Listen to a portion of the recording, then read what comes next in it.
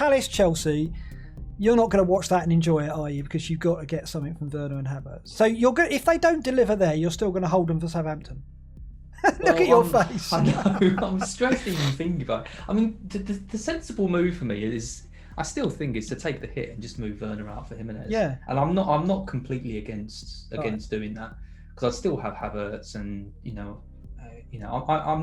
I'm not massively in the Werner cut. I think if he plays on the left again against Palace, he is up against Joel Ward this time, which is fairly. You fancy that, do you?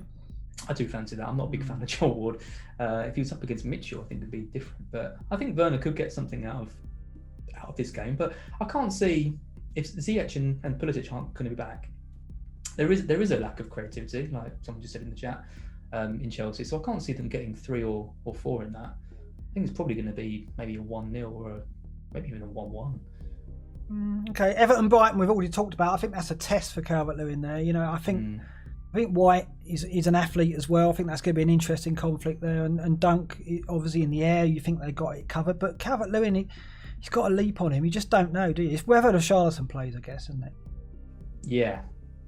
I mean, a left side against Lamptey with Richarlison and Dean is quite scary. I want to see that. I want to see Lamptey up against those two. Yeah, so do I. Yeah. Again, though, I don't think Brighton are going to give them much. I mean, when I saw Brighton's lineup against United, Basuma was out.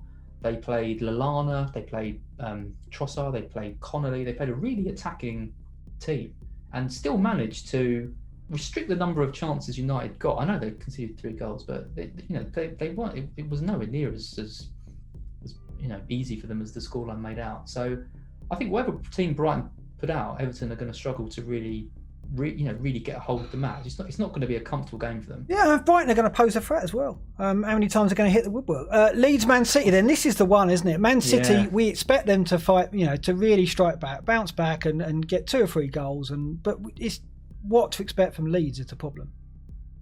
I honestly have absolutely no idea. I'm expecting goals. That's the only thing I will say, which is why I'm sticking with my KDB cap. I think it could be 3-4 to City. No, you think it's going to be that kind of game again? I think it's going to be that kind of game. I think it's going to be similar to the Liverpool game. I think Leeds are just going to go at them and they're going to cause loads of problems for them, but City will have just enough to get them over the line. I think it's goals. He's going to go man to man, I think, because that kind of makes sense. And I think the key, Sterling's the key player, I think, because if I had Sterling, I'd captain him. And if I had a transfer, I'd even be tempted to go Salah to Sterling for 1 week if I had the balls to do that.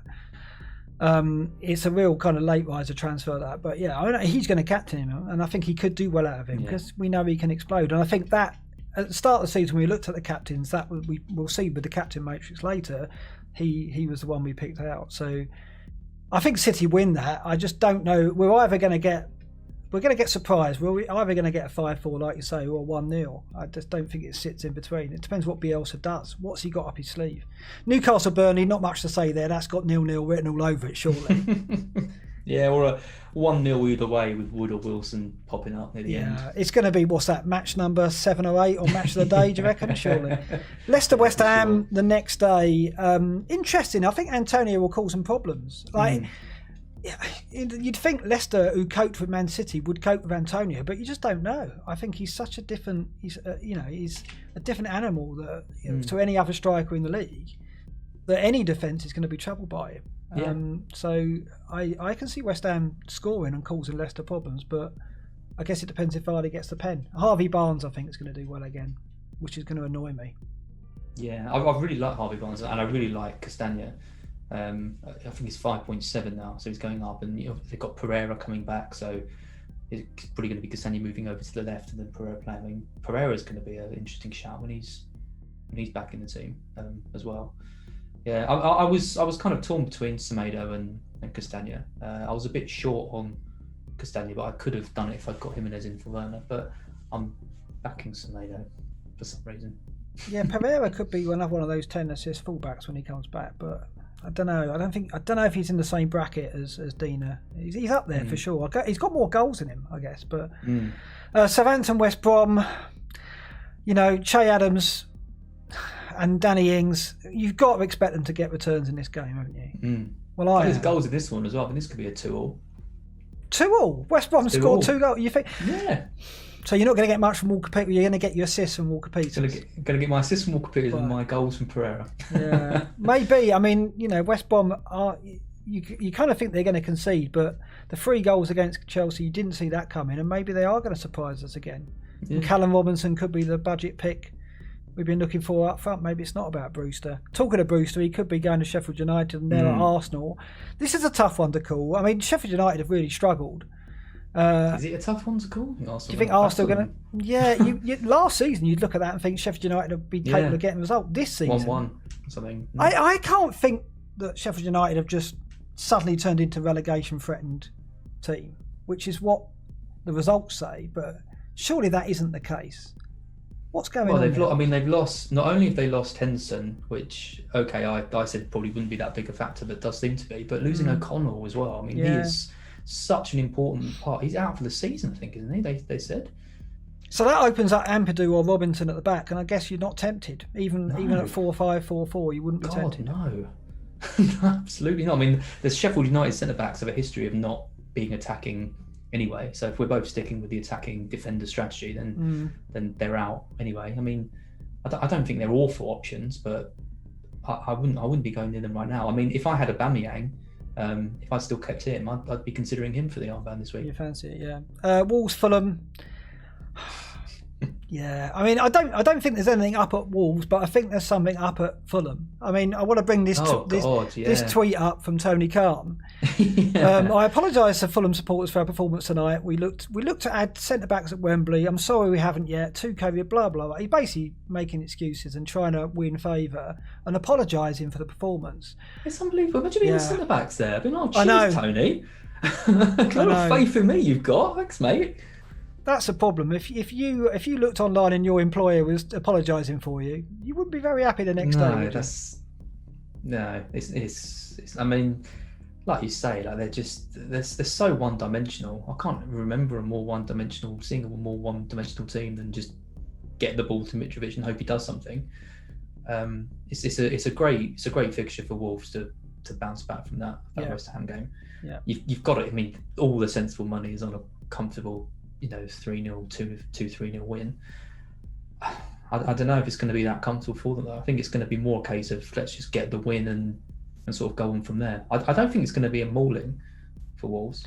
Well, if Wolves are in better form, you would predict that. I mean, it's hard to say what form they're in. They've only played 3 times, but it's just that West Ham result has really thrown us.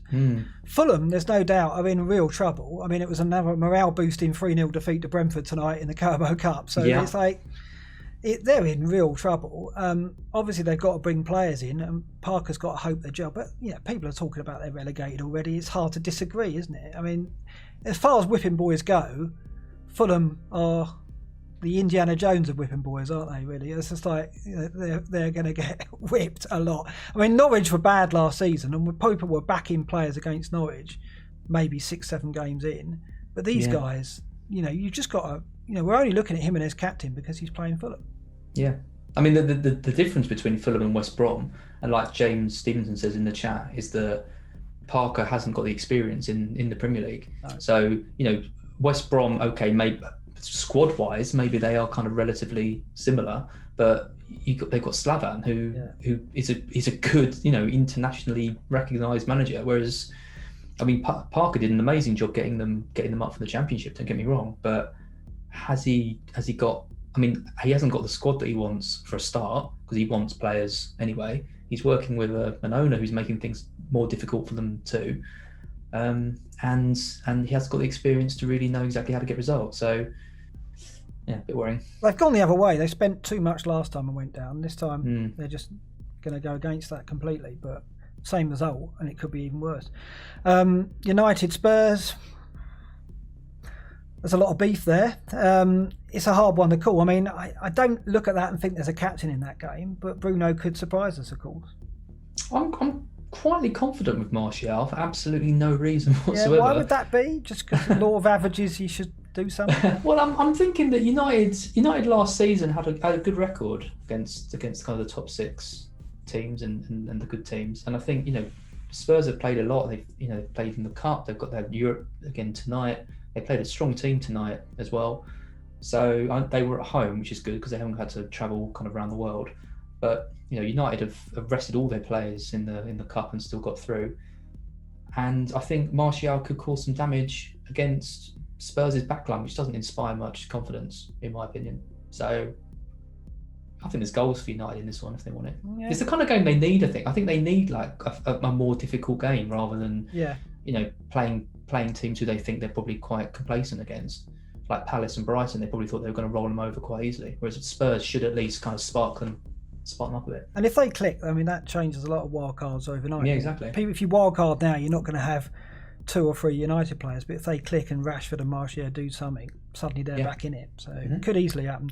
And Villa-Liverpool, nice one to end on. I'll have Jack in that game. And with Barkley signing this week, I'm encouraged by that. I was listening to Planet FBL. They did a correspondence clash with Adam Hopcroft, who is Mr. Villa of the FBL scene.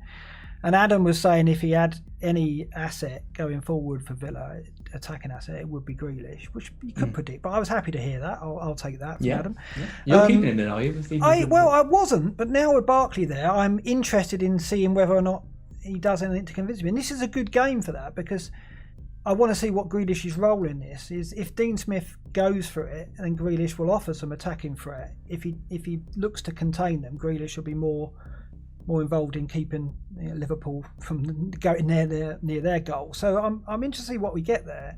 But yeah, I quite like owning Grealish because he's always so involved, and he's always like what he's doing this season, and even more so, I expect with Barkley there. He's attracting defenders to him, so he's going to get assists just by bringing people to and laying it off for Hurahan or Lewis or Barkley to strike it from 25 yards and score. He'll get 3 or 4 assists like that. Yeah, really jammy assists just by simple passes because defenders are just swarming on him. So I like owning him, but Barnes is the one I really want. But I almost want to try and get them both. But what do you think there, Liverpool? I think they'll win that, but I suppose it's a clean sheet for Liverpool is what I'm hoping for. But I don't know. I think I don't know. I mean, my answer to all of these is basically I don't know because you can't know, can you? After that week, it's so hard to predict. I think Villa will do quite well. I think they gave them quite a tough game last year, didn't they? They did. Can't remember what the score was, but I mean they're much improved. The signings they've made and keeping Grealish and things.